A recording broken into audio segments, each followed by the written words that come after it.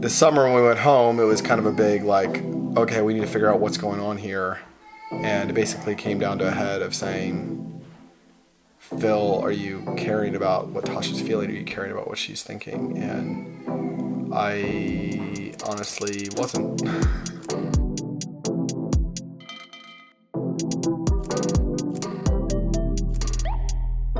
Good morning, everybody.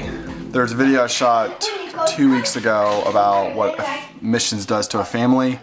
And really that vlog boils down to talking about some of the things that I realized while home on debrief this summer in the US, our home country. And I wanted to share some of those things, maybe even all those things that we learned in debrief. But I'm sort of processing some of them still, processing all of them still. And this is basically a little introduction to that vlog, and this vlog are going to be put in a playlist. And this is going to be a series on our channel called like Things I Learned from Missions or Debrief or something like that. And what I talk about today in regards to not listening to my wife, you saw the title, is one of the things that I've been learning, one of the bigger things I've been learning, but it fits into quite a few other things. And I'm not going to share all those things today, even in brief.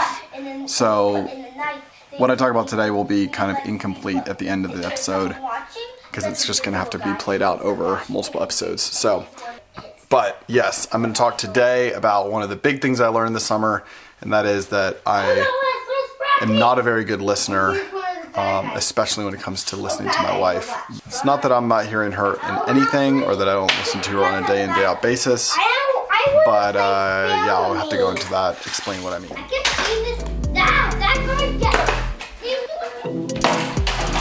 Not like that. That's not needed. You missed a button.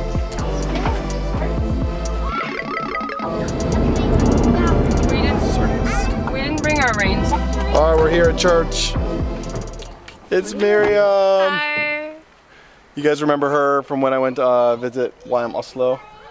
She came up and is hanging out with us for the weekend, so super excited to have her. Yes, it's been fun. She gets to see the real world of the Dosas, what we can't put on the vlog. I go out.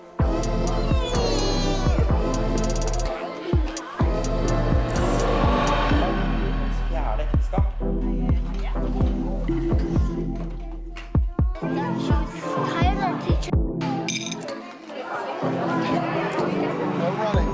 It's a parking lot.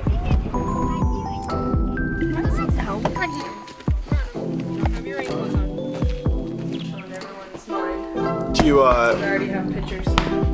the name of the vlog will be, I'm not very good at listening to my wife, and then this will be a good video. Cool.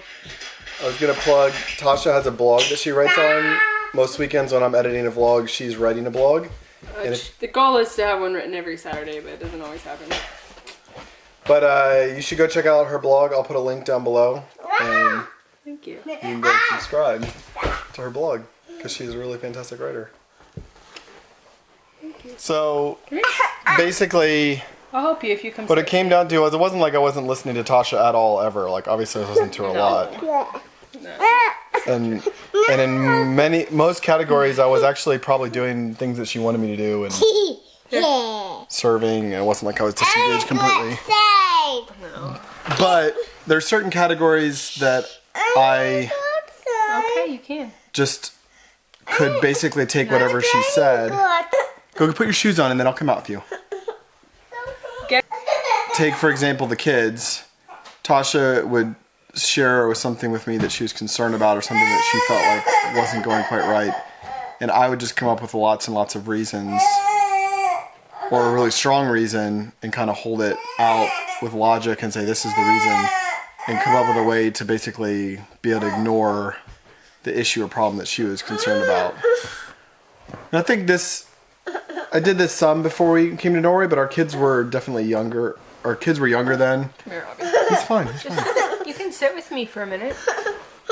The kids were younger then, and so we didn't have quite as many things we're concerned about, but especially moving to another country, we just started having a lot more things that we. You could not avoid it any longer. Well, but I was, and I have for the last couple of years. I mean, I would give some thought, but like a lot of times I'd end up doing what she was begging me to do or responding to her concern, but not doing it from actually listening to her, but doing it out of like almost out of resentment, a desire to like get past it versus like actually hearing her and understanding what she was feeling. And that's gotten progressively worse over the last couple of years. It's made it more and more frustrating for both of us. And this summer when we went home, it was kind of a big like, okay, we need to figure out what's going on here. And it basically came down to a head of saying, Phil, are you caring about what Tasha's feeling? Are you caring about what she's thinking? And I honestly wasn't. I got tired of it a little bit. And Well, I think on my side of it too, I wasn't sure if what I was feeling was valid anyway, and I was sometimes wondering if I was just crazy. because I told you you were. That's not everything again. It wasn't like a complete, everything was just ignoring her, but especially in certain categories, and the kids was one of those categories. Kid was the main category. It was a main category, but it wasn't the only category. No.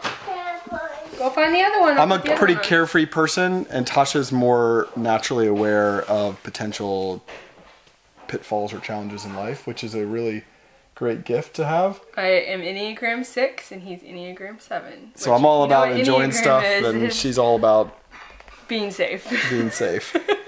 There's actually a vlog, if you watch it now, if I watched it, it'd probably be kind of cringy a little bit. The one where we disagree about parenting. Yeah, where we're sitting at the Miosa. Yeah.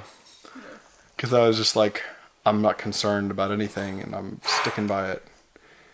Anyway, there's a lot of deep reasons that I'm learning about that are beneath all of that, and I could share more right now, but that's too much for one vlog, so maybe in another vlog or 2 or 3. And that's not the only thing, but that's a big thing. Did he find I'm his trying shoe to. and put it on? Or did he just walk out with one shoe on? I don't know. I'm gonna go outside and play with him though. It's sunny. Well, it's wet outside, and if he walks out with just one shoe. How am I doing with listening so far since this revelation? Oh, I'm not perfect. Well, I'm currently worried about our son who doesn't have his shoes on. And I'm not listening to you. You're listening to him. This happens all the time. I can't find Isabel and Where's your Benjamin. shoe? Where's your other shoe? What's Benjamin and Bella? Daddy, I found a giant this.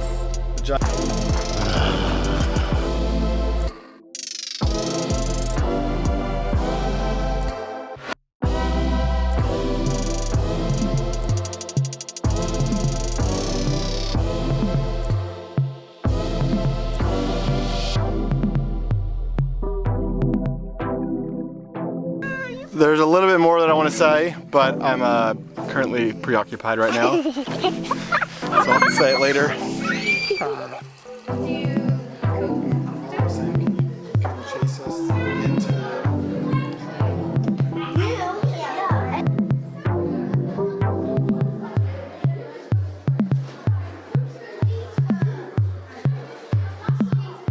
Alright, the kids are in bed, finally. The light up now.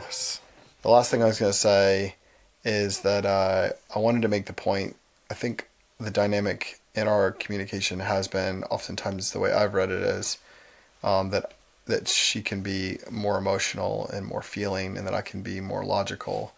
And what I began to realize is that she is feeling things and seeing things and being logical and adding that all together, and I'm just simply ignoring what I'm feeling and wanting to take the logic that supports what I'm comfortable with or what feels good for me or is easier. It's not really a question of emotions versus logic or feeling versus thinking. It's really more a question of being willing to face reality. And that's something that I have realized recently that I have not done the best job with, and that I can protect myself against reality using logic. And so learning a lot. There'll be a lot more to share coming ahead. Super thankful for you guys, for you joining back every week. It's been a long time since I've asked you guys a really direct question, and we've had a lot of new subscribers, and so I want to know down in the comments, where are you watching this from? What city, what country? Would love to hear.